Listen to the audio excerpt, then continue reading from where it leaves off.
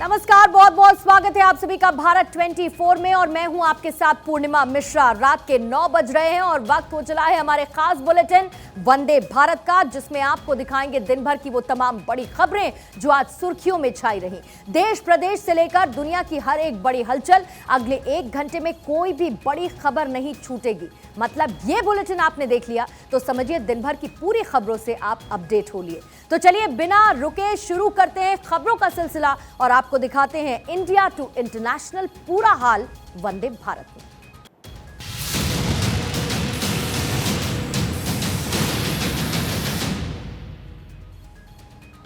और सबसे पहले आज की सबसे बड़ी खबर, उज्बेकिस्तान के समरकंद में एससीओ समिट पूरा हो चुका है और इस पर दुनिया भर की नजरें रही हैं।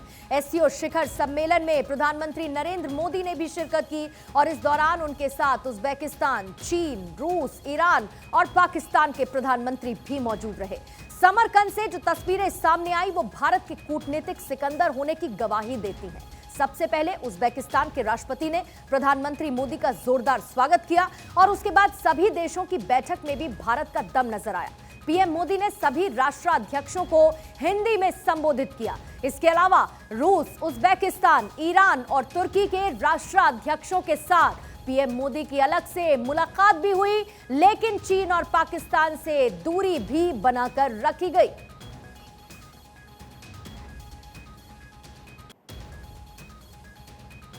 और आइए अब आपको यह भी बता देते हैं कि एससीओ में किन मुद्दों पर बातचीत हुई, क्योंकि एक सबसे बड़ा मुद्दा जो चर्चा का विषय एससीओ में भी बना रहा वो है आतंकवाद, जिसे लेकर भारत अपनी आवाज हमेशा बुलंद करता रहा है और बाकी देशों को भी उसमें साथ आने के लिए कहता रहा है। इसके साथ ही पर्यावरण को लेकर भी चर्चा की गई, कैसे पर्यावरण को संरक्षित किया जाए। एक सुरक्षा का मुद्दा भी यहां पर उठाया गया, साथ ही व्यापार, क्योंकि प्रधानमंत्री मोदी ने पहले ही इसके संकेत दे दिए थे कि व्यापार को बढ़ाने पर भी चर्चा होगी।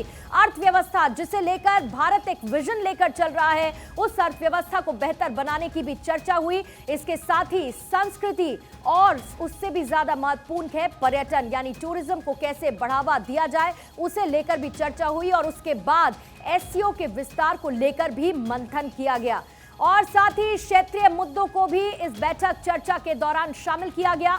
वहीं कुछ ग्लोबल इश्यूज, अंतर्राष्ट्रीय मुद्दे भी ऐसे थे जो चर्चा में शामिल रहे।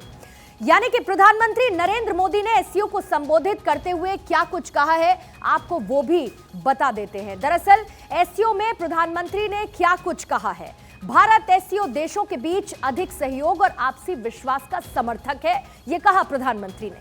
कोरोना और यूक्रेन संकट से दुनिया में ऊर्जा और खाद्य संकट की समस्या बढ़ी, इसका भी जिक्र किया गया। एससीओ देशों के बीच मजबूत सप्लाई चेन बनाने की कोशिश होनी चाहिए।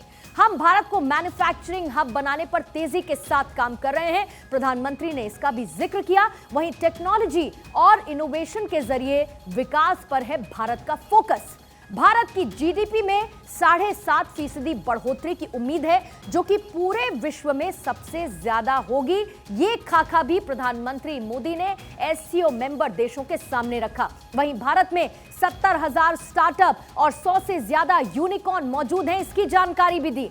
वहीं दुनिया में खाद्य सुरक्षा सुनिश्चित करने की एक बड़ी चुनौती का भी जिक्र प्रधानमंत्री मोदी ने इस दौरान किया और साल 2023 को ईयर ऑफ मिलेट्स के तौर पर मनाया जाए, ये आह्वान भी प्रधानमंत्री मोदी ने किया है। एससीओ देशों के बीच पारंपरिक दवाओं पर सहयोग बढ़ाने की जरूरत पर भी जोर देते प्रधानमंत्री मोदी नजर आए जब वो भारत का पक्ष इस दौरान रख रहे थे। प्रधानमंत्री मोदी और रूस के राष्ट्रपति व्लादिमीर पुतिन के बीच द्विपक्षीय वार्ता भी हुई, जो कि करीब 1 घंटे तक चली। यूक्रेन युद्ध के बाद दोनों नेताओं की यह पहली मुलाकात थी जिसमें द्विपक्षीय मुद्दों के अलावा क्षेत्रीय और वैश्विक मुद्दों पर भी चर्चा हुई।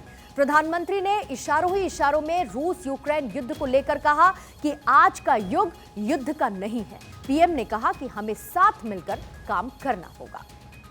देखिए, मोदी और पुतिन के बीच जो मुलाकात हुई वो बहुत महत्वपूर्ण मानी जा रही थी, लेकिन इसी बीच में जो बातचीत के दौरान जिन चीजों का जिक्र किया गया, सबसे पहले व्लादिमीर पुतिन ने आजादी के अमृत महोत्सव को लेकर शुभकामनाएं प्रधानमंत्री को दी। प्रधानमंत्री मोदी को पुतिन ने जन्मदिन की भी बधाई दी, क्योंकि कल प्रधानमंत्री का जन्मदिन है। उससे ठीक पहले व्लादिमीर पुतिन ने उन्हें बधाई दी। पुतिन ने प्रधानमंत्री मोदी को रूस आने का न्योता भी दिया है। यह आमंत्रण भी उनकी तरफ से दिया गया। Tomorrow, my dear friend, you are about to celebrate your birthday. As per the Russian tradition, we never offer congratulations in advance, so I cannot do that right now. But I would like you to know that we know about that, and we wish you all the best. We wish all the best to the friendly Indian nation, and we wish prosperity to India under your leadership.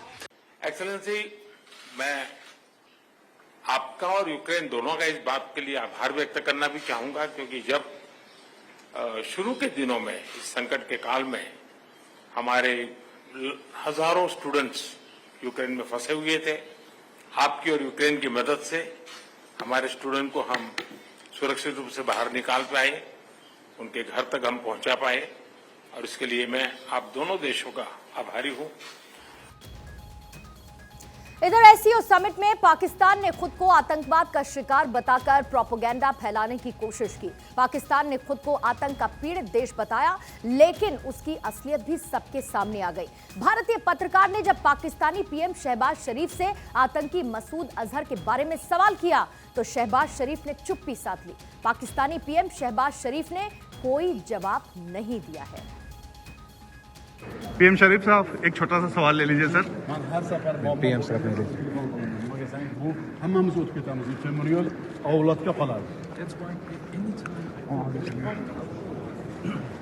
I think it's enough. Thank you.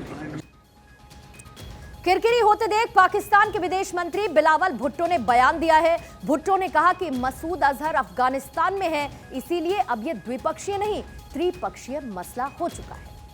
SCO सम्मेलन से पहले कयास ये लगाए जा रहे थे कि समरकंद में प्रधानमंत्री मोदी की पाकिस्तान के पीएम शहबाज शरीफ से भी मुलाकात होगी, लेकिन मुलाकात तो दूर, फोटो सेशन में भी दोनों की दूरी साफ नजर आई। पीएम मोदी एक छोर पर खड़े हुए दिखे तो शहबाज शरीफ दूसरे छोर पर। तस्वीरें आप देख रहे हैं किस तरीके से इस पूरी कतार में पहले नंबर पर खड़े हुए भारत के प्रधानमंत्री नरेंद्र मोदी नजर आ रहे हैं, और उसके बाद बाकी तमाम 8 सदस्य देशों के राष्ट्राध्यक्ष। लेकिन अंत में नजर आए पाकिस्तान के पीएम शहबाज शरीफ, वो पाकिस्तान जो आतुर नजर आ रहा था प्रधानमंत्री मोदी से मुलाकात के साथ साथ वार्ता के लिए। लेकिन इस एक ग्रुप फोटो सेशन के दौरान भी ये दूरी साफ नजर आई और दोनों एक अलग छोर पर खड़े हुए दिखाई दी। लेकिन आपको यह भी समझना चाहिए कि शहबाज शरीफ से पीएम मोदी ने आखिर दूरी क्यों बनाई, और इसके पीछे की वजह बहुत बड़ी है। सबसे बड़ी वजह है आतंकवाद, जिस मुद्दे को भारत बार बार उठाता रहा है। यह कहता रहा है कि पाकिस्तान जब तक आतंकवाद का साथ नहीं छोड़ता, आतंकवाद को फंड करना बंद नहीं करता, आतंकवाद को पनपने से नहीं रोकता, तब तक कोई बातचीत नहीं हो सकती है। इसके साथ ही लगातार बॉर्डर एरियाज पर हमने देखा कि कैसे पाकिस्तान ड्रोन वाली साजिश रचता है। ये एक बहुत बड़ी वजह रही इस दूरी के बनाए रखने की। ड्रोन के जरिए हथियार गिराने की कई ऐसी घटनाएं सामने आई। इसके साथ ही ड्रोन के जरिए पाकिस्तान तस्करी भी करवाता है और सीमा पार से होती है स्मगलिंग। बार बार आपने देखा अलग अलग अंतर्राष्ट्रीय मंचों पर पाकिस्तान उठाता है कश्मीर राग, कश्मीर का जिक्र छेड़ता है, और इसके साथ ही खालिस्तान को उकसाने का काम भी करता है पाकिस्तान। और ये तमाम बड़ी वजह हैं जिसकी वजह से ये दूरी साफ नजर आई दोनों ही देशों के राष्ट्राध्यक्षों के बीच में, क्योंकि भारत का स्टैंड बहुत साफ है। जब तक पाकिस्तान इन मुद्दों पर काम नहीं करता, तब तक भारत और पाकिस्तान के बीच कोई बातचीत नहीं होगी। पाकिस्तान के पीएम शहबाज शरीफ की तरफ चीन के राष्ट्रपति शी जिनपिंग से भी प्रधानमंत्री मोदी की मुलाकात नहीं हुई। यानी एससीओ के मंच पर पीएम मोदी ने पूरी तरह से शी जिनपिंग को नजरअंदाज किया, जिसकी तस्वीरें आप इस वक्त देख रहे हैं। फोटो सेशन के दौरान भी दोनों के बीच ये दूरी बरकरार रही। एक साथ होने के बावजूद दोनों की हाथ मिलाने की भी तस्वीर सामने नहीं आई है। ये तस्वीरें एक बार फिर से आप देखिए ये photo session, group photo session जिस वक्त हो रहा था, जिसमें डायलॉग पार्टनर्स भी मौजूद हैं, तमाम सदस्य देश भी मौजूद हैं, दोनों ही राष्ट्राध्यक्षों के बीच में ये दूरी साफ नजर आई। हालांकि इस बर्फ को पिघलाने की एक कोशिश के तौर पर जो डिसएंगेजमेंट की एक्शन देखने को मिला PP-15 से, उसके बाद शायद उम्मीद थी चीन को कि बातचीत हो पाएगी, मुलाकात हो पाएगी, लेकिन एक जो हैंडशेक की तस्वीर होती है वो तक भी इसके बाद सामने नहीं आई है। यानी कि दोनों साथ तो नजर आए लेकिन वो दूरी जरूर बरकरार रही। प्रधानमंत्री मोदी ने एससीओ के मंच से साफ संदेश दे दिया कि चीन जब तक बॉर्डर पर अपनी हरकतों से बाज नहीं आएगा तब तक बातचीत नहीं होगी। आपको यह भी हम बता देते हैं कि प्रधानमंत्री मोदी ने शी जिनपिंग से आखिर दूरी क्यों बनाई है। चीन ने लगातार भारत को धोखे दिए हैं, यानी कि चीन कहता कुछ है, करता कुछ और है। हर बार जब जब मुलाकात होती है उसके बाद चीन के बयान और उसके एक्शंस में एक बड़ा अंतर नजर आया है। यानी बॉर्डर पर नापाक हरकतें चीन की तरफ से की जाती रही हैं। चीन की विस्तारवाद नीति से हर कोई वाकिफ है। गलवान घाटी को कैसे कोई भूल सकता है, जिसके बाद भारत और चीन के बीच में एक बड़ा टकराव पैदा हुआ नजर आया। भारतीय जवानों पर चीन ने हमला किया। इसके साथ ही डोकलाम में भी वही स्थिति दिखी जब चीन ने अपनी हनक, अपनी अकड़ दिखाई। भारत के कड़े रुख के बाद चीन जरूर बैकफुट पर आया और एससीओ में प्रधानमंत्री मोदी ने चीन को नजरअंदाज करते हुए एक बड़ा संदेश भी दिया, जिससे यह साफ है कि चीन को अपनी हनक और अपनी विस्तारवादी नीति को छोड़ना होगा, तब शायद संभावना हो सकती है भारत और चीन की बातचीत की। वहीं प्रधानमंत्री मोदी ने टर्की के राष्ट्रपति रजब तैयब एर्दोआन से भी मुलाकात की है, जिसमें दोनों ही देशों ने द्विपक्षीय सहयोग बढ़ाने के तरीकों पर चर्चा की। प्रधानमंत्री मोदी से एर्दोआन की यह मुलाकात अचानक से हुई, यानी दोनों राष्ट्राध्यक्षों के बीच पहले से कोई बैठक तय नहीं थी, लेकिन उसके बाद दोनों की मुलाकात की खबरें भी सामने आई और साथ ही ये तस्वीरें भी।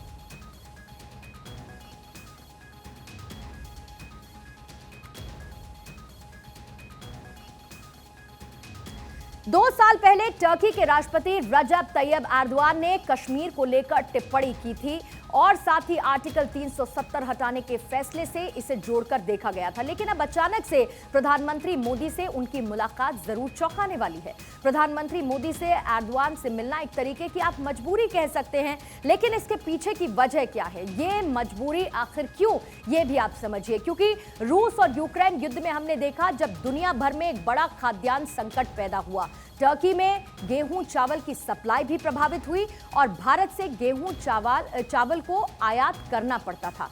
आर्थिक संकट से गुजर रहे टर्की ने रूस से भी मदद मांगी थी। टर्की को पाकिस्तान अपना करीबी मित्र मानता है। पाकिस्तान जो खुद संकट में है और इसीलिए भारत से नजदीकी टर्की की एक तरीके की मजबूरी जरूर है। इसके अलावा प्रधानमंत्री मोदी की उज़्बेकिस्तान के पीएम शवकत मिर्जियोयेव और साथ ही ईरान के राष्ट्रपति इब्राहिम रईसी से भी द्विपक्षीय मुलाकात हुई। उज़्बेकिस्तान और ईरान के साथ भी द्विपक्षीय मुलाकात पहले से ही तय थी। और अब आइए अगली खबर का रुख करेंगे, क्योंकि कांग्रेस अध्यक्ष चुनाव को लेकर एक नया अपडेट सामने आया है। राजस्थान के सीएम अशोक गहलोत के खिलाफ शशि थरूर चुनाव लड़ेंगे, जिसके बाद अब कांग्रेस अध्यक्ष का चुनाव दिलचस्प हो चुका है। ये रिपोर्ट देखिए। कांग्रेस के वरिष्ठ नेता और तिरुवनंतपुरम से सांसद शशि थरूर भी कांग्रेस अध्यक्ष पद के लिए चुनाव लड़ेंगे, जिसका उन्होंने ऐलान कर दिया है, जिससे अब ये चुनाव दिलचस्प हो गया है। यानी कांग्रेस अध्यक्ष चुनाव में अब राजस्थान के मुख्यमंत्री अशोक गहलोत का सामना शशि थरूर से होगा। कुछ समय पहले शशि थरूर ने एक आर्टिकल भी लिखा था, जिसमें उन्होंने कहा था कि कांग्रेस अध्यक्ष का चुनाव कराना पार्टी के पुनरुद्धार की दिशा में एक शुरुआत है, इसकी बहुत जरूरत है। उन्होंने कहा था कि कांग्रेस अध्यक्ष पद का चुनाव स्वतंत्र और निष्पक्ष होना चाहिए। शशि थरूर कांग्रेस के G23 नेताओं में शामिल रहे हैं, जो लगातार पार्टी में संगठनात्मक बदलाव की मांग कर रहे हैं। शशि थरूर ने खुद अशोक गहलोत से पिछले दिनों मुलाकात की थी। कहा जा रहा है कि इस दौरान शशि थरूर ने अपने चुनाव लड़ने की जानकारी अशोक गहलोत को दी होगी।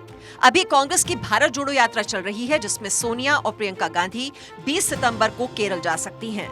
दोनों के साथ अशोक गहलोत भी हो सकते हैं और राहुल गांधी के साथ भारत जोड़ो यात्रा का हिस्सा बनेंगे। कांग्रेस नेता पार्टी को फिर से मजबूती के साथ खड़ा करने की कोशिशों में जुटे हैं। इसी के लिए भारत जोड़ो यात्रा निकाली जा रही है और गांधी परिवार से अलग कांग्रेस अध्यक्ष चुनने की कवायद चल रही है। अब चुनावी प्रक्रिया के बाद 19 अक्टूबर को ही कांग्रेस को नया अध्यक्ष मिलेगा। और इधर कांग्रेस ने जब से भारत जोड़ो यात्रा की शुरुआत की है, रोज नए नए विवादों की भी शुरुआत हो चुकी है।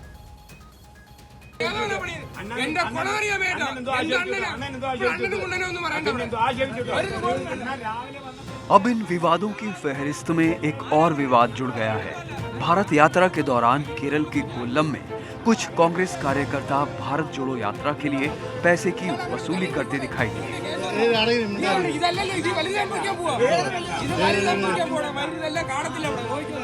वीडियो में आप देख सकते हैं कि किस तरह से कांग्रेस के कार्यकर्ता सब्जी विक्रेता द्वारा 2000 रुपए न दिए जाने पर उसके साथ बदसलूकी कर रहे हैं। सब्जी की दुकान चलाने वाले दुकानदार ने बताया कि कांग्रेस कार्यकर्ताओं का एक दल उनकी दुकान पर पहुंचा और यात्रा के लिए चंदा मांगा।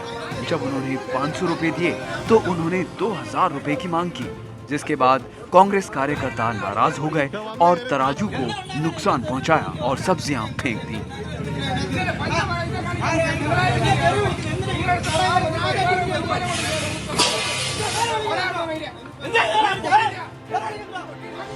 हालांकि इस कथित तौर पर धमकी देने के मामले के तूल पकड़ने के बाद कांग्रेस पार्टी एक्शन में आ गई।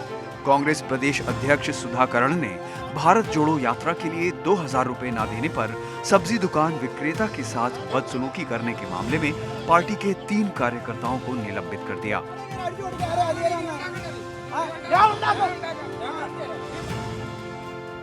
भारत जोड़ो यात्रा 11 सितंबर को ही केरल में एंटर हुई थी।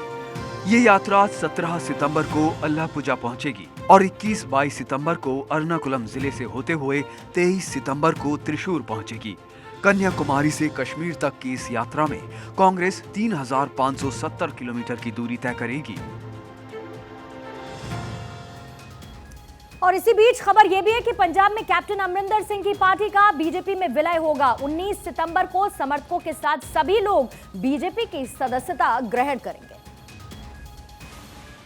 जिसके साथ पंजाब के करीब 6 से 7 पूर्व विधायक, कैप्टन के बेटे रणिंदर सिंह, बेटी जयेंद्र कौर और नाती निर्वाण सिंह भी बीजेपी में शामिल होंगे। 19 सितंबर को बीजेपी के राष्ट्रीय अध्यक्ष जेपी नड्डा की मौजूदगी में ये सभी सदस्य बनेंगे। कैप्टन अमरिंदर सिंह के तमाम करीबियों और उनके पुराने सहयोगियों के साथ कई लोग पार्टी में शामिल होंगे। इस समय कैप्टन की पार्टी का पूरा काम उनकी बेटी जयेंद्र कौर ने संभाला हुआ है और अब सभी लोग बीजेपी में शामिल होंगे। कांग्रेस को छोड़कर अपना नया दल बनाने वाले कैप्टन अमरिंदर सिंह आखिरकार अपने दल का विलय करने को तैयार हैं। आपको बता दें, कैप्टन अमरिंदर सिंह 2 बार पंजाब के मुख्यमंत्री रह चुके हैं। बतौर सीएम उनका लगभग 9.5 साल का कार्यकाल रहा। पिछले साल चुनाव से करीब 3 महीने पहले कांग्रेस ने उन्हें सीएम की कुर्सी से हटा दिया था। इसके बाद उन्होंने पंजाब लोक कांग्रेस के नाम से नई पार्टी बनाई, बीजेपी से गठबंधन करके चुनाव लड़ा, लेकिन उनके कैंडिडेट्स के साथ कैप्टन खुद भी चुनाव हार गए। बीजेपी को विधानसभा चुनाव में केवल 2 सीटें मिली। हालांकि इस हार को पंजाब के लोगों की पारंपरिक दलों से बदलाव की इच्छा से जोड़कर देखा जा रहा है। बात दिल्ली की करेंगे, जहां पर शराब नीति पर छिड़े हुए बवाल के बीच ईडी ने देश में 40 ठिकानों पर रेड की है। कई राज्यों में ईडी की ताबड़तोड़ छापेमार कार्रवाई जारी है। जिन जगहों पर छापे पड़े हैं उनमें राजधानी दिल्ली सहित हैदराबाद, बेंगलुरु, चेन्नई शामिल हैं। अकेले हैदराबाद में 25 जगहों पर छापेमारी की गई और इसी के साथ शराब नीति को लेकर ईडी की टीम ने दिल्ली के हेल्थ मिनिस्टर सत्येंद्र जैन से पूछताछ करने तिहाड़ जेल तक पहुंच गई। दिल्ली में एक्साइज पॉलिसी को लेकर विवाद जारी है, जिसको लेकर राजनीति खूब हो रही है। दिल्ली में आम आदमी पार्टी और बीजेपी के नेता एक दूसरे पर लगातार आरोप प्रत्यारोप लगा रहे हैं। दिल्ली में इसी साल एक्साइज घोटाला सामने आया था, जिसकी जांच अब सीबीआई कर रही है। इसी मामले को लेकर दिल्ली के डिप्टी सीएम मनीष सिसोदिया के घर पहले ही छापेमारी हो चुकी है और अब सत्येंद्र जैन से भी पूछताछ हुई। आपको बता दें कि इससे पहले 6 सितंबर को भी ईडी ने देश भर में कई जगहों पर छापेमारी की और उस वक्त दिल्ली, मुंबई, बेंगलुरु, लखनऊ और गुरुग्राम सहित कई ठिकानों पर ईडी ने छापा मारा था। बीजेपी ने दिल्ली में आम आदमी पार्टी की सरकार पर नई शराब नीति को लेकर सवाल उठाते हुए घोटाले करने का आरोप लगाया। और बीजेपी का आरोप ये भी है कि केजरीवाल सरकार ने शराब माफिया के करोड़ों रुपए माफ कर उन्हें राहत दी। इसी को लेकर सियासत खूब देखी गई और दूसरी ओर आम आदमी पार्टी इन सभी आरोपों को खारिज करती है। इधर बिहार में चलती सड़क पर अंधाधुंध फायरिंग करने के मामले में आरोपियों को अब गिरफ्तार कर लिया गया है। ये चारों आरोपी बेगूसराय के रहने वाले। पुलिस ने युवराज, केशव, अर्जुन और सुमित को गिरफ्तार किया है। सुमित, अर्जुन और युवराज को गुरुवार की रात बेगूसराय से गिरफ्तार किया गया। वहीं मुख्य आरोपी केशव को झाझा से गिरफ्तार किया गया। पुलिस ने पहले से ही अपराधियों की जानकारी देने वाले को 50,000 रुपए का इनाम भी ऐलान किया था। इन चारों आरोपियों ने बेगूसराय की सड़कों पर बीते मंगलवार को जमकर तांडव मचाया था। बदमाशों ने 30 किलोमीटर के दायरे में जमकर गोलियां चलाई थीं, जिसमें 10 लोग घायल हो गए थे, जबकि एक शख्स की मौत भी हो गई थी। वहीं गिरफ्तार मुख्य आरोपी केशव के परिजनों ने पुलिस पर अपने बेटे को फंसाने का आरोप लगाया है। जैसे ही परिजनों को आरोपी की गिरफ्तारी की खबर लगी, परिजनों ने निष्पक्ष जांच की गुहार लगाई और सबूत के तौर पर 2 सीसीटीवी भी दिए, जिसमें कहा गया कि जब गोलीबारी की घटना हो रही थी तब वह होटल में बैठा हुआ था। फिलहाल पूरा सच क्या है, ये जांच के बाद ही सामने आ पाएगा। और आइए आपको यह भी बता देते हैं कि आरोपियों ने कहां-कहां पर इस वारदात को अंजाम दिया है और सबसे पहले इसका स्पॉट नंबर 1 कौन सा रहा। दरअसल स्पॉट नंबर 1 रहा है बचरावा थाना क्षेत्र गोदना का, जहां पर शाम को 4 बजे 2 को गोली मारी और उसमें से एक की मौत हो गई है। और यहीं पर पहली वारदात हुई। बदमाशों ने फाइनेंस कर्मचारी को गोली मारी। गोदना ठाकुरबाड़ी में चंदन को भी गोली मारी और मौके पर ही चंदन की मौत हो गई। इसके बाद स्पॉट नंबर 2 तेघड़ा थाना क्षेत्र का पिढ़ौली, जहां पर शाम को करीब 4:40 पर बदमाश तेघड़ा थाना सीमा पार करके पिढ़ौली पहुंचे थे और 30 साल के युवक को गोली मार दी थी। बदमाश गोली मारकर उसके बाद वहां से फरार हो जाते हैं। स्पॉट नंबर 3 फुलवारिया थाना क्षेत्र का मोती चौक, जहां शाम को 4:50 पर अयोध्या चौक पर 28 साल के एक युवक को गोली मारी गई और 2 अन्य युवकों पर भी बदमाशों ने गोली दाग दी। ये बदमाश फुलवारी से NH 31 की तरफ मुड़ गए। उसके बाद स्पॉट नंबर 4 FCI थाना इलाका मलीपुर चौक, शाम 5 बजे सड़क किनारे 3 लोगों पर बदमाशों ने गोली चलाई। आइसक्रीम बेचने वाले युवक को गोली मारी। रंजीत और ललित को गोली यहां पर मारी गई। इसके बाद स्पॉट नंबर 5 शाम को 5:20 पर चकिया थाना क्षेत्र थर्मल प्लांट भरत यादव को यहां पर गोली मारी गई। NTPC गेट पर प्रशांत को भी गोली मारी गई और 40 मिनट तक फायरिंग के बाद ये बदमाश फरार हुए, जिसके बाद से इनकी धरपकड़ की कोशिश लगातार हो रही थी। CCTV फुटेज भी सामने आया और अब आखिरकार इन अपराधियों को गिरफ्तार कर लिया गया है। और इधर महाराष्ट्र में शिवसेना को तोड़ने के बाद अब CM एकनाथ शिंदे ने 12 राज्यों में नए प्रदेश प्रमुख की नियुक्ति की, जिसमें दिल्ली में संदीप चौधरी, मणिपुर में तोम्बी सिंह, MP में थड़ेश्वर महावर, छत्तीसगढ़ में धनंजय परिहार, गुजरात में SR पाटिल, राजस्थान में लखन सिंह पवार, गोवा में जितेश कामत, कर्नाटक में कुमार ए हकरी, पश्चिम बंगाल में शांति दत्ता, ओडिशा में ज्योतिश्री प्रसन्ना कुमार और त्रिपुरा में परिवा देव नाथ को जिम्मेदारी दी गई है। इन सभी राज्य के प्रमुखों ने पार्टी के विकास के लिए हर संभव मदद का आश्वासन दिया है। और इसी बीच वेदांता समूह और फॉक्सकॉन के प्रोजेक्ट के गुजरात शिफ्ट होने पर नया खुलासा हुआ है। हमारी सरकार को 2 महीने हुए। अभी 1.5-2 साल पहले उन्होंने कोशिश की थी यहाँ पर इंडस्ट्री लाने के लिए। मैंने खुद उनसे सरकार आने के बाद बैठक भी ली। उनके सभी लोग थे वहाँ पर। अनिल अग्रवाल जी से मैंने फ़ोन पे भी खुद बात की, देवेंद्र जी ने भी उनसे बात की। और लेकिन जो उनको 1.5-2 साल का अनुभव था, उससे उनको लगा होगा कि यहाँ हमें सहयोग नहीं मिलेगा और इसलिए उन्होंने मन बनाया होगा। उनके ट्वीट में भी वैसा ही उन्होंने कहा है कि ये कई महीने पहले हम लोगों ने ये निर्णय लिया है। मैं आदरणीय प्रधानमंत्री महोदय जी से विनती की है और उन्होंने भी मुझे आश्वस्त किया है कि महाराष्ट्र में बड़ी इंडस्ट्री आएगी। वहीं गुजरात से वेदांता समूह और फॉक्सकॉन के 1.5 लाख करोड़ रुपए के प्रोजेक्ट के गुजरात शिफ्ट होने के बाद एकनाथ शिंदे के लेटर से बड़ा खुलासा हुआ है। बता दें कि वेदांता समूह ने पुणे के पास तेल गांव में प्रोजेक्ट को अंतिम रूप देने से पहले महाराष्ट्र सरकार से 2 विशेष अनुरोध किए थे। इसमें केंद्र सरकार से तालमेल और राज्य मंत्रिमंडल की मंजूरी शामिल थी। 26 जुलाई को वेदांता ग्रुप के चेयरमैन अनिल अग्रवाल को लिखे एक पत्र में 26 जुलाई को महाराष्ट्र के मुख्यमंत्री एकनाथ शिंदे ने कहा था कि वेदांता द्वारा किए गए अनुरोधों पर राज्य सरकार दोनों मोर्चों पर पहले से ही सकारात्मक दिशा में तेजी से आगे बढ़ रही है। शिंदे ने अपने पत्र में अग्रवाल को आश्वासन दिया था कि एक हाई लेवल कमेटी द्वारा इंसेंटिव पैकेज के लिए सैद्धांतिक मंजूरी को राज्य कैबिनेट से मंजूरी मिलेगी। गौरतलब है कि महाराष्ट्र सरकार वेदांता समूह और फॉक्सकॉन के डिस्प्ले, फैब्रिकेशन और सेमीकंडक्टर यूनिट के गुजरात में शिफ्ट होने पर विपक्ष के निशाने पर है। विपक्ष का कहना है कि राज्य सरकार ने 1.5 लाख करोड़ रुपए की परियोजना को गंवा दिया है। दावा किया गया है कि गुजरात द्वारा प्रोत्साहन पैकेज महाराष्ट्र की तुलना में बहुत कम था। इस पर शिवसेना ने कहा है कि इन सब के बावजूद प्रोजेक्ट गुजरात में शिफ्ट हुआ है, तो ये निश्चित रूप से केंद्र सरकार के दबाव में राजनीतिक फैसला है। और लखनऊ के लुलु मॉल के बाद अब बीएचयू में नमाज को लेकर विवाद शुरू हो चुका है। सर सुंदरलाल अस्पताल में नमाज पढ़ने की एक फोटो वायरल हो रही है, जिस पर छात्रों ने आपत्ति जताई है।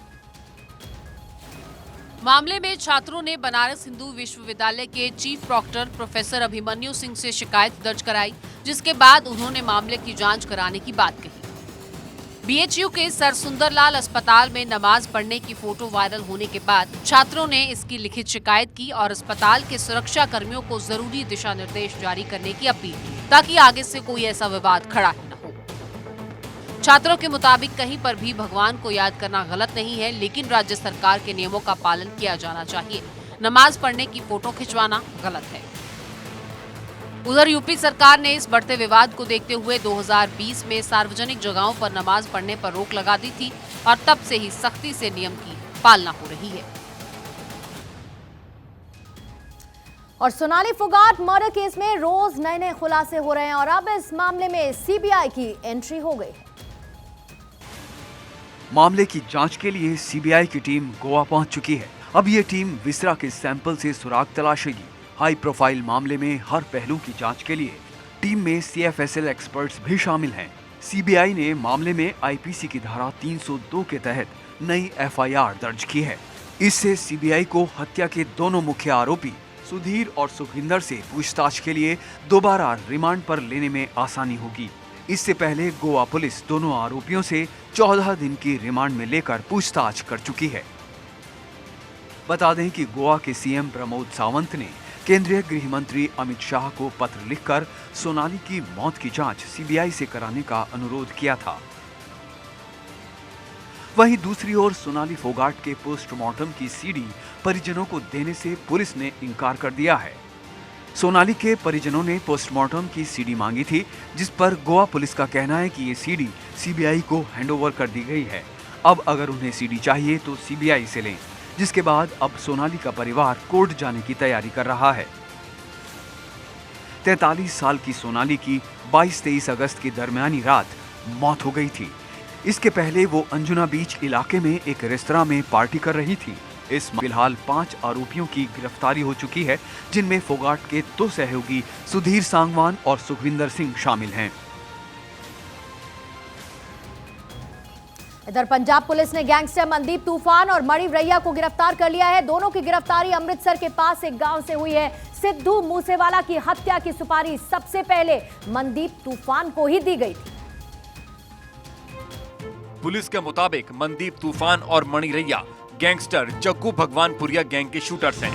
इन दोनों पर हत्या के कई मामले दर्ज हैं। जेल में बंद लॉरेंस बिश्नोई से पूछताछ में खुलासा हुआ था कि मूसेवाला की हत्या की साजिश में मनदीप तूफान भी शामिल था।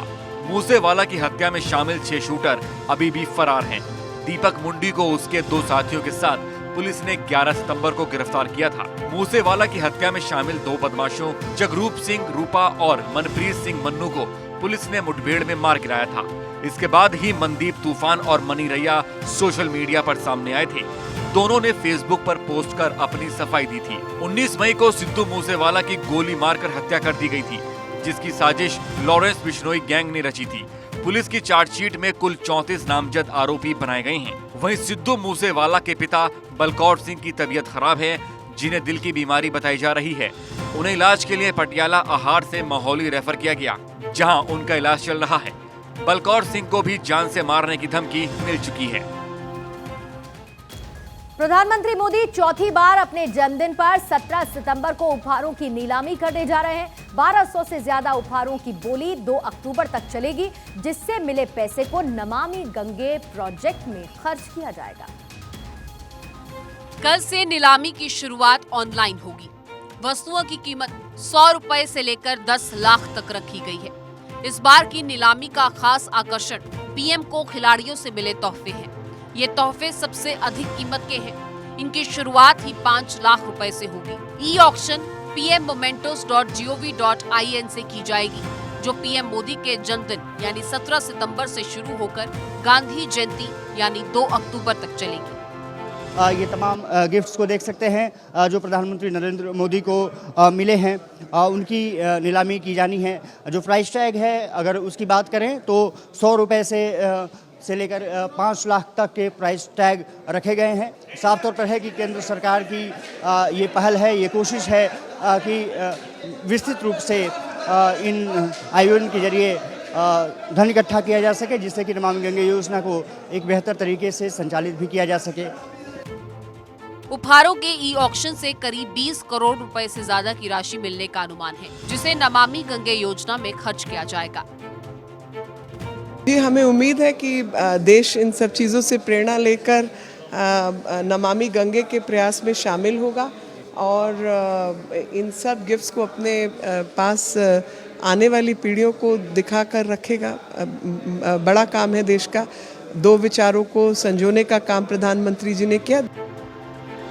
केंद्रीय मंत्री किश रेड्डी ने बताया कि पीएम मोदी ने देश भर से मिले गिफ्ट्स की नीलामी का नया ट्रेंड शुरू किया है और इस बार ऑक्शन का ये चौथा संस्करण होगा। नीलामी के लिए 1222 मोमेंटोज हैं, जिनमें राम मंदिर का डिजाइन और विश्वनाथ मंदिर का मॉडल भी रखा गया है। इस नीलामी में खेल से जुड़े 25 आइटम्स हैं। ये सब नीलामी वाली वेबसाइट पर मौजूद हैं। इसके लिए कोई भी बोली लगा सकता है। पिछली बार की नीलामी में करीब 16 करोड़ रुपए मिले थे, जिन्हें नमामि गंगे प्रोजेक्ट में खर्च किया गया था। तो ऑनलाइन नीलामी यानी कि ई ऑक्शन होगा प्रधानमंत्री को मिले उपहारों का, और ये परंपरा बीते कुछ वक्त से प्रधानमंत्री ने शुरू की है। प्रधानमंत्री को मिले उपहारों की नीलामी की 2019 में शुरुआत हुई थी। 2019 और 2020 में 2 बार नीलामी हुई और जो पैसा इकट्ठा किया गया उसे स्वच्छता मिशन में खर्च किया गया। साल 2021 की नीलामी में 16 करोड़ मिला था और 1.5 करोड़ में नीलाम हुई थी नीरज चोपड़ा की जैवलिन। साल 2021 की नीलामी से मिला हुआ पैसा नमामि गंगे प्रोजेक्ट में खर्च हुआ था। इस बार 1200 से ज्यादा उपहार हैं जिनका ई ऑक्शन किया जाएगा और नीलामी से मिलने वाला पैसा इस बार भी नमामि गंगे प्रोजेक्ट में ही खर्च किया जाएगा, जिसकी शुरुआत कल से हो जाएगी और उसके बाद 2 अक्टूबर तक ये चलने वाली है। प्रधानमंत्री के जन्मदिन को खास मनाने के लिए तैयारियां जारी हैं और पूरे देश में इस खास मौके पर उत्साह भी देखने को मिल रहा है। तमिलनाडु बीजेपी ने पीएम के जन्मदिन पर नवजात बच्चों को सोने की अंगूठी देने का फैसला लिया है। इसके साथ ही इस मौके पर अन्य योजनाओं में 720 किलो मछली बांटी जाएगी। मत्स्य पालन और सूचना प्रसारण राज्य मंत्री एल मुरुगन ने कहा, हमने चेन्नई स्थित सरकारी RSRM हॉस्पिटल को चुना है, जहां पीएम के जन्मदिन पर पैदा होने वाले सभी बच्चों को सोने की अंगूठी दी जाएगी। वहीं एक अंगूठी करीब 2 ग्राम सोने की होगी, जिसकी कीमत 5000 रुपए के आसपास हो सकती है। वहीं इसके साथ पीएम के जन्मदिन पर दिल्ली बीजेपी 17 सितंबर से 2 अक्टूबर तक सेवा पखवाड़े का आयोजन कर रही है। इस दौरान स्वास्थ्य जांच और रक्तदान शिविर का आयोजन किया जाएगा। वाराणसी में पीएम के जन्मदिन का क्रेज देखने को मिल रहा है, जहां पीएम मोदी वाराणसी से सांसद हैं, इसलिए यहां की तैयारी भी खास है। पीएम के जन्मदिन से पहले वाराणसी के घाटों पर पीएम के नाम की गंगा आरती की गई, पीएम के लिए प्रार्थना हुई।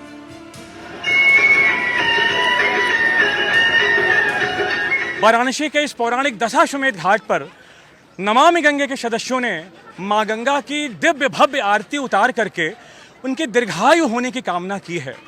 हम चाहते हैं कि मोदी जी आगे निरंतर भारत का नेतृत्व करें, उनका उम्र बढ़े और माँ गंगा बाबा विश्वनाथ से हमने यही आशीर्वाद मांगा है, वो निरंतर भारत की सेवा अपने हाथों से करते रहें। आया उनकी दीर्घायु के लिए हम लोगों ने माँ गंगा जी से प्रार्थना की कि वो निरंतर इसी तरह अपने कार्यक्रम करते कार्य करते रहें और हम लोग उनके आगे ही ऐसा ही उनके नेतृत्व में हम लोग भी अपना कार्य करते रहेंगे। मोदी जी के ही प्रेरणा से हम लोग गंगा माँ का प्रतिदिन साफ सफाई करते रहते हैं और लोगों को जागरूक करते रहते हैं कि आप लोग भी सफाई करिए। पीएम मोदी 17 सितंबर को अपना 72वां जन्मदिन मनाने जा रहे हैं। इस मौके पर दिल्ली के एक रेस्टोरेंट ने 56 इंच की विशेष थाली तैयार की है। रेस्टोरेंट के मालिक का कहना है, मैं प्रधानमंत्री नरेंद्र मोदी जी का बहुत सम्मान करता हूँ, इसलिए हमने इस ग्रैंड थाली को तैयार करने की सोची, जिसका नाम हमने 56 इंच मोदी जी थाली रखा है। इस विशेष थाली के जरिए आने वाले कस्टमर इनाम भी जीत सकते हैं। इस बारे में कालरा कहते हैं, हमने इस थाली के साथ कुछ विशेष इनाम भी रखने का फैसला किया है। अगर कपल में से कोई भी शख्स 40 मिनट के भीतर इस थाली को खत्म कर देता है तो हम उसे 8.5 लाख रुपए का इनाम देंगे। प्रधानमंत्री आवास योजना को पूरा करने में हो रही देरी को लेकर केंद्रीय ग्रामीण विकास मंत्रालय ने राज्यों को चेता दिया है। इसके साथ ही राज्यों से ये साफ कर दिया है कि इस देरी के लिए उनको भुगतान करना होगा। प्रधानमंत्री मोदी के ड्रीम प्रोजेक्ट प्रधानमंत्री आवास योजना ग्रामीण में हो रही देरी से केंद्र सरकार चिंतित है और अब इस देरी के लिए वो राज्य सरकारों से पेनल्टी वसूलने का मन बना चुकी है। जो राज्य इस पेनल्टी की जद में आने वाले हैं वो है पश्चिम बंगाल, छत्तीसगढ़, उड़ीसा और असम। ये राज्य अपने लक्ष्य से काफी पीछे चल रहे हैं। आइए अब हम आपको उस पेनल्टी के बारे में बताते हैं, जिसको लेकर 13 सितंबर को मंत्रालय ने सभी राज्य सरकारों को एक सर्कुलर भेजा। सर्कुलर के मुताबिक अगर तय तारीख से 1 महीने से ज्यादा ग्रामीणों को घर मिलने में देरी होती है तो राज्य सरकार को पहले महीने में 10 रुपए प्रति आवास और ज्यादा देरी करने पर 20 रुपए प्रति आवास जुर्माना देना पड़ेगा। इसी तरह अगर लाभार्थी की पहली किश्त में मंजूरी की तारीख से 7 दिन से ज्यादा की देरी होती है तो राज्य सरकार को हर हफ्ते 10 रुपए की दर से भुगतान करना पड़ेगा। और आइए आपको ये भी बता देते हैं कि आखिर प्रधानमंत्री आवास योजना है क्या। इस योजना की शुरुआत हुई थी अप्रैल 2016 में और इसके अंतर्गत 2 करोड़ 95 लाख घर बनाने का एक लक्ष्य निर्धारित किया गया था। इस लक्ष्य को पूरा करने के लिए समय सीमा मार्च 2022 की रखी गई थी, लेकिन कोविड की वजह से इसे 2024 किया गया। केंद्रीय ग्रामीण विकास मंत्रालय के पास आंकड़ों के मुताबिक अगस्त 2022 तक 2 करोड़ घरों का निर्माण हो चुका है। लेकिन प्रधानमंत्री आवास योजना आखिर है क्या, आपको यह भी समझा देते हैं। अप्रैल 2016 में इस योजना की शुरुआत हुई। जैसा कि मैंने बताया कि साल 2022 तक एक टारगेट रखा गया 2 करोड़ 95 लाख घर बनाने का, लेकिन क्योंकि बीच में कोविड आ गया, इसकी वजह से ये तय समय सीमा बढ़ाकर 2024 कर दी गई और अगस्त 2022 तक 2 करोड़ से थोड़े ज्यादा घर बनकर तैयार हो चुके हैं और इसी में देरी को लेकर एक सख्त संदेश दिया जा रहा है।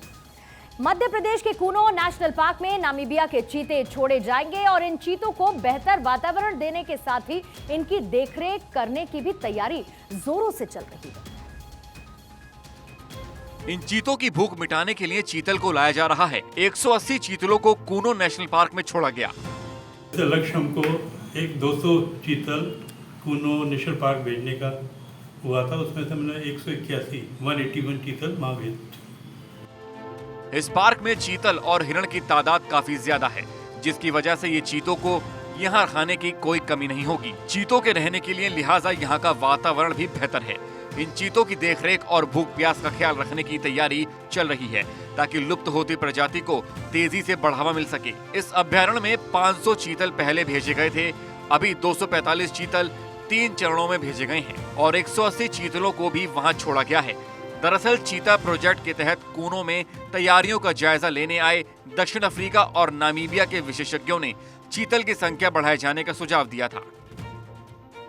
इन चीतों के आने से एमपी के सीएम शिवराज सिंह ने पीएम मोदी का धन्यवाद दिया। उन्होंने कहा कि मैं सौभाग्य मानता हूं कि हम टाइगर स्टेट तो हैं ही और अब एमपी चीता स्टेट भी होने वाला है। मैं मध्य प्रदेश का सौभाग्य मानता हूं कि हम टाइगर स्टेट तो थे ही, लेपर्ड स्टेट भी हैं और अब चीता स्टेट भी मध्य प्रदेश होने वाला है। मैं प्रधानमंत्री जी को धन्यवाद देता हूं, भारत सरकार को धन्यवाद देता हूं। हमने 20 साल पहले कूनों को तैयार किया था, अब वो सपना साकार हो रहा है, संकल्प पूरा हो रहा है। वहीं केंद्रीय मंत्री नरेंद्र सिंह तोमर ने कहा है कि चीतों का आना पूरे एशिया के लिए गर्व की बात है। कूनो पालपुर सेंचुरी में चीतों का पुनर्स्थापन होना यह पूरे एशिया महाद्वीप के लिए और विशेष रूप से मध्य प्रदेश राजस्थान का जो इलाका लगा हुआ है उसके लिए बहुत ही सौभाग्य और प्रसन्नता की बात है। 75 साल से चीता लगभग विलुप्त हो गया था। पूरे एशिया महाद्वीप में कहीं भी चीता नहीं है। कूनो सेंचुरी में चीते का आना इस क्षेत्र की अर्थव्यवस्था को भी बल प्रदान करेगा, टूरिज्म को भी बढ़ाएगा और रोजगार के अवसर भी खड़े होंगे। बहरहाल चीतों के आने से ज्यादा इस बात को लेकर हलचल है कि पीएम खुद इन चीतों के पिंजरे खोलेंगे। 70 साल से देश में लुप्त श्रेणी में रखे गए चीते अब श्योपुर कूनो नेशनल पार्क में नजर आएंगे। अब सभी की निगाहें 17 सितंबर प्रधानमंत्री नरेंद्र मोदी के जन्मदिन पर हैं। इसी दिन वे कूनो आकर इन चीतों को यहां छोड़ेंगे। सवाल ये भी है कि आखिर कूनो को ही क्यों चुना गया है, वो वजह भी आपको बता देते हैं। क्योंकि इसके लिए कूनो नेशनल पार्क का चुनाव किया गया क्योंकि एक समय कूनो चीतों का घर रहा है। यानी कूनो के आसपास कोई गांव नहीं है, यहाँ पर चीतों के रहने के लायक वातावरण भी उपलब्ध है और चीतों के शिकार के लिए भी यहाँ पर अच्छी व्यवस्था है। लेकिन अब सवाल ये भी कि चीतों के आने से जंगल के इकोसिस्टम पर क्या असर पड़ेगा। 70 साल बाद जंगल की सत्ता बदल जाएगी। कूनो में 139 तेंदुए और 100 भालुओं के बीच ये 8 चीते रहने वाले हैं। जंगल में सबसे ज्यादा ताकतवर जानवर राज करता है। चीता तेंदुए से ज्यादा फुर्तीला और ताकतवर भी होता है। तेंदुआ और चीतों में शिकार को लेकर फाइट भी हो सकती है। हालांकि दोनों की अपनी अपनी रणनीति से लेकर होती है। चीते के लिए हफ्ते में एक शिकार काफी होता है। तेंदुओं के बाद दूसरा बड़ा जानवर है भालू। भालू के बच्चों पर हमले होने पर भालू भी रिएक्ट करेंगे। जानवरों को बच्चों को बचाने के लिए एक बड़ी चुनौती होती है। कॉलर आईडी से ट्रेस चीतों को ट्रेस किया जाएगा, उन पर नजर रखी जाएगी, उनकी लोकेशन पता होगी। 5 किलोमीटर का ये दायरा होगा जहां पर सीसीटीवी लगे हुए हैं। पूरा सर्विलांस सिस्टम भी तैयार है और साथ ही वॉच टावर जिसके जरिए भी इन चीतों की निगरानी की जाएगी। पहले 1 महीने वो क्वारंटीन सेंटर में रहने वाले हैं। लेकिन अब चीतों के बारे में भी आपको बता देते हैं। दरअसल शिकार के लिए सिर्फ 20 सेकंड का वक्त लेता है चीता। 7 मीटर तक लंबी छलांग लगाने की कुव्वत रखता है और सिर्फ 3 सेकंड में रफ्तार पकड़ लेता है। 95 किलोमीटर प्रति घंटे की रफ्तार से चीते दौड़ते हैं और दौड़ते समय आधे वक्त ये हवा में रहते हैं। चीते दहाड़ नहीं सकते, ये उनकी खास बात है। चीतों के आने से पर्यटन को भी बढ़ावा मिलेगा। कैसे आपको बताएं, सैलानियों की आवक बढ़ेगी क्योंकि कूनो में साल 2021 में 1234 पर्यटक आए। 2022 में जनवरी से जून तक 1403 सैलानी आए। कूनो में पर्यटक बीते साल से बढ़ रहे हैं और साल 2022 में 6 महीने में सबसे ज्यादा पर्यटकों की आवक यहां देखी गई है। 13 साल में सर्वाधिक पर्यटक आने का भी यहां रिकॉर्ड है। 30 सितंबर को सेंचुरी के गेट खुलेंगे और 30 सितंबर के बाद पर्यटकों की संख्या बढ़ना तय माना जा रहा है और ये एक बहुत बड़ी वजह रही है कि कूनो का चुनाव किया गया और ये तस्वीर कल देखने को मिलेगी जहां नामीबिया से आए हुए चीतों को कूनो नेशनल पार्क में छोड़ दिया जाएगा।